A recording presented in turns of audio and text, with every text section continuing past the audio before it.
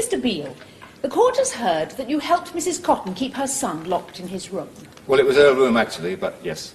This was done in an attempt to wean him from drugs. It was either that or watch him kill himself.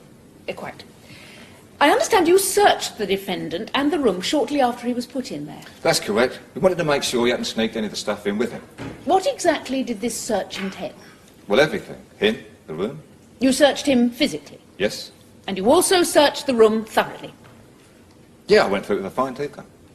So if the defendant had been concealing a 12-inch flick knife, you would have found it? I suppose so. Oh, come now, Mr. Beale. You've just told the court that you searched the defendant and you went through the room with a fine tooth comb.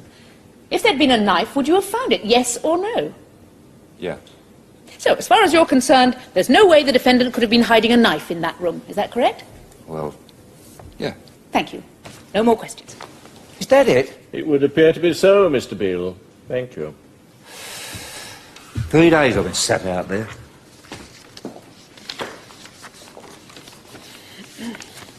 My lord, I'd like to call the defendant, Nicholas Charles Cotton. I swear by Almighty God that the evidence I shall give shall be the truth, the whole truth, and nothing but the truth.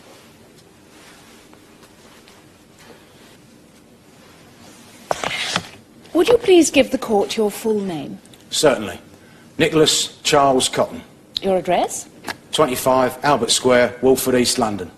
Mr. Cotton, perhaps you'd like to tell the court in your own words about your drug addiction. Oh, I'd like that very much. Good. It sort of crept up on me, really. By the time I realised what I was doing, I was already addicted, and I couldn't stop myself. The trouble was, I couldn't find a proper job. Couldn't seem to make no sense in my life. It was just the daily monotony of getting up, checking the papers, going down to the job centre, coming back. Got so I thought I was going mental.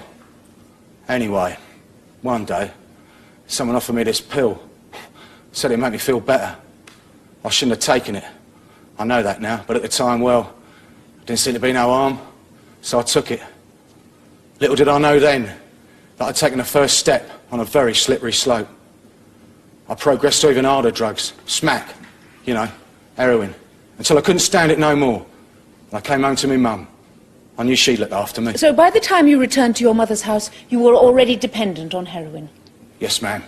At what point did your mother lock you in your room? Oh, must have been about late August, I suppose.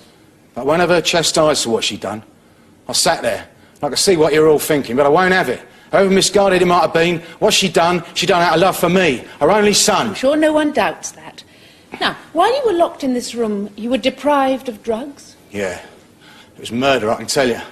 It's not that they have special clinics and that for this sort of thing. The pain was almost unbearable. I think if I'd had a knife, I'd have cut my wrists.